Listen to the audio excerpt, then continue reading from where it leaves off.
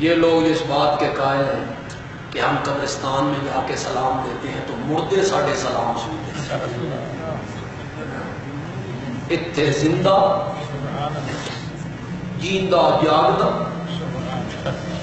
اور وہ قسم اٹھا کے کہتا ہے نہ مجھے گزرنے کا پتہ ہے اور نہ مجھے سلام ہو. اور قبرستان میں جو سلام دیتے ہیں یہ سلام دعا ہے. کس نے آپ کو کہہ دیا کہ یہ سلام ہے جو میں اور آپ کرتے ہیں ایک دوسرے کے ساتھ؟ یہ سلام کرنا تو سنت ہے، یہ جواب دینا واجب ہے. واجب ہے. تو پھر جب ہم مردوں کو جا کے سلام کرتے ہیں تو جواب دینا تو ان پہ واجب ہو گیا. انہوں نے سلام سن لیا تو جواب دینا تو واجب ہو گیا.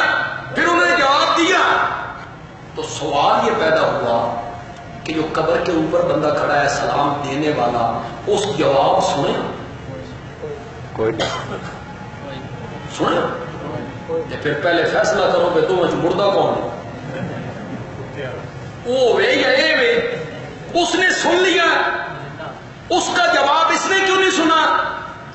یہ سلام دعا ہے. یعنی ہم مرنے والوں کو دعا دیتے ہیں اور دعا میں کوئی ضروری نہیں کہ جس کو آپ دعا دے رہے ہوں اس نظریے سے دعا دیں کہ وہ میری اس بات کو سن رہا ہے. یہ کہاں ضروری ہے؟ ایک آدمی ہے، اس نے بڑی محنت کی، پیٹ پہ پتھر باندھ کے مکان بنایا، دکان بنائی، زمینیں بنائی، کارخانے بنائے، پیسہ بنایا. اب بیٹے کے پاس سب کچھ آیا تو بیٹا باپ مر گیا تو بیٹا یوں ہی تنہائی میں بیٹھ کر ابا جی اللہ تعالیٰ خوش رکھے تسی میرے واسطے کی کچھ کی. تو بیٹا کس نظریے سے کہہ رہا ہے کہ ابا جی سن رہے ہیں؟ دعا میں کہاں ضروری ہے کہ جس کو آپ دعا دے رہے ہو وہ آپ کی دعا کو سنے بھی صحیح. اور نحو کا جو امام ہے رضی، اس نے واضح طور پہ لکھا ہے کہ خطاب میں سما شرط نہیں ہے کہ جس کو آپ خطاب کریں ضروری ہے کہ وہ سنیں.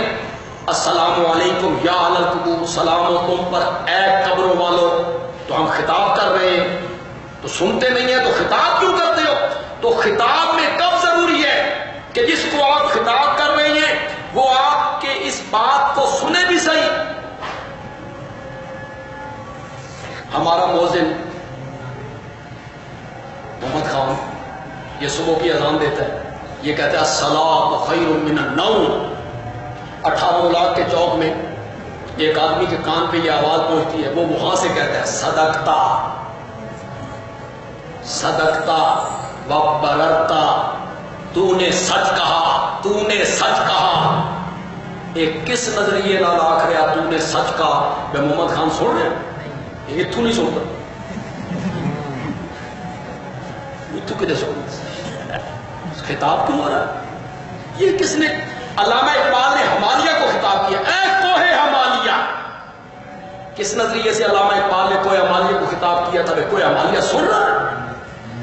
لوگ چاند کو خطاب کرتے، لوگ اپنے محبوب کو خطاب کرتے رہتے، شاعر کرتے رہتے. اس میں کہا آ گیا کہ جس کو آپ خطاب کر. حضرت سیدنا فاروق اعظم نے حجر اسود کو خطاب کیا، انی اعلم انک حجر لا تنفع ولا تضر. میں اچھی طرح جانتا ہوں تو ایک بے جان پتھر ہے، میرا نفع نقصان تیرے اختیار میں نہیں ہے. اگر میرے پیارے پیغمبر نے تجھے نہ چوما ہوتا تو میں بھی تجھے کر. حجر اسود کو جو خطاب کر رہے ہیں کس نظریے سے کر رہے ہیں؟ حجر اسود سن رہا ہے. یہ سب لوگوں نے دھوکے دیے ہیں. خطاب کیوں کرتے ہو؟ اے قبروں والے کیوں کہتے ہو؟ یہ ابھی آپ نماز پڑھیں گے، سلام پھیریں گے، السلام علیکم ورحمۃ اللہ، السلام علیکم. کیا میں نے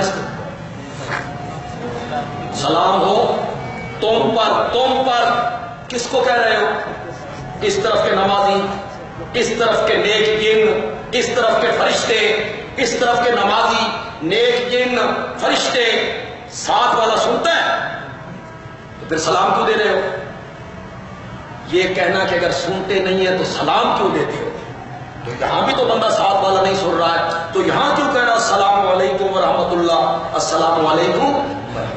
یہ بھی ایک دعا ہے جو ہم ان نمازیوں کو دے رہے ہیں، تم پر سلامتیاں ہوں. اور یہ بھی ایک دعا ہے جو ہم ان نمازیوں کو دے رہے ہیں کہ تم پہ بھی اللہ کی کیا ہو